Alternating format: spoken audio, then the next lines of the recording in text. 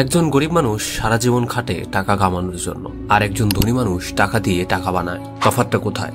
ধনী হতে গেলে শুধু কঠিন পরিশ্রম নয়, দরকার সঠিক স্ট্র্যাটেজি। আজ তোমাদেরকে বলবো 5টি সিক্রেট উপায়, যা টাকা দিয়ে টাকা বানানোর সেরা কৌশল। ভিডিওটি শেষ পর্যন্ত দেখো, কারণ 5 নম্বর উপায়টা সবচেয়ে পাওয়ারফুল। Point 1, investment. টাকা বসিয়ে না রেখে কাজ লাগাও। আমাদের বেশিরভাগ মানুষ টাকা জমিয়ে রাখে, কিন্তু জানো ধনী মানুষেরা কি করে? তারা টাকা ইনভেস্ট করে। শেয়ার মার্কেট, মিউচুয়াল ফান্ড বা রিয়েল এস্টেটের ইনভেস্ট করলে টাকা কখনো বসে থাকে না, বরং নিজ থেকে বেড়ে যাবে। যেমন ধরো ওয়ারেন বাফেট মাত্র 11 বছর বয়সে শেয়ার মার্কেটে ইনভেস্ট শুরু করেন। আজ তিনি বিশ্বের অন্যতম ধনী ব্যক্তি, যার সম্পদের বেশিরভাগই শেয়ার মার্কেটের বিনিয়োগ থেকে এসেছে। রাকেশ ঝুনঝুনওয়ালা মাত্র 5,000 রুপি দিয়ে শেয়ার মার্কেটে ইনভেস্ট করে ভারতের স্টক মার্কেট কিং হয়ে উঠেছিলেন। ছোট পরিমাণে বিনিয়োগ শুরু করো, কম ঝুঁকির জায়গা খুঁজে বের করো। Point 2, passive income.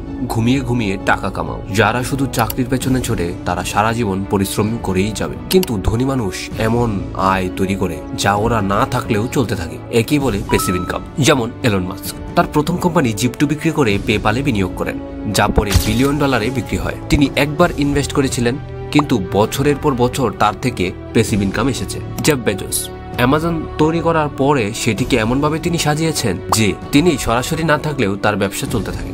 কিছু স্মার্ট প্যাসিভ ইনকাম আইডিয়া দিই। Affiliate marketing, YouTube monetisation, blog বা ওয়েবসাইট থেকে আর্নিং, অনলাইন কোর্স তৈরি করা। প্রথমে 1-2টি প্যাসিভ ইনকামের সোর্স তৈরি করো, তারপর স্কেল করো।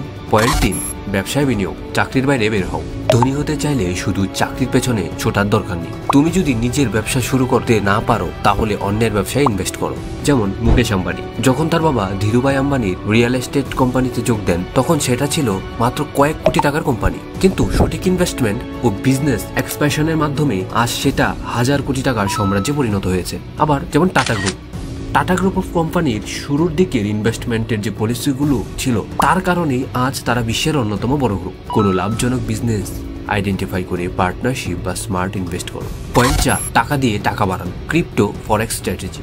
British pound, US dollar, bitcoin এসব দিয়েও মানুষ লাখ লাখ টাকা বানায়। লাখ লাখ না, কোটি কোটি। তবে এটা স্মার্টলি করতে হবে।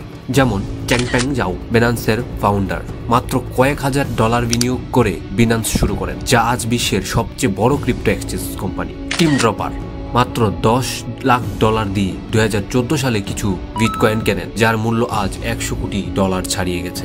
ফরেক্স ও ক্রিপ্টোর ইনভেস্টমেন্টের কিছু idea. Forex trading, bitcoin investment, NFT trading.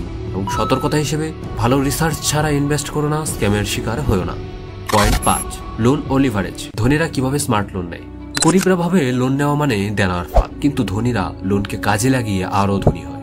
যেমন ডোনাল্ড ট্রাম্প ব্যবসায় লোন নিয়ে সেটাকে স্মার্টলি ইনভেস্ট করে একাধিক প্রজেক্ট দাঁড় করিয়েছেন।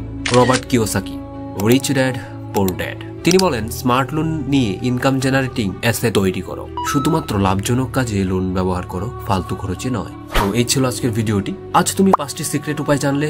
এখন প্রশ্ন হলো, তুমি কোন উপায়ে আগে চেষ্টা করবে? কমেন্টে জানাও।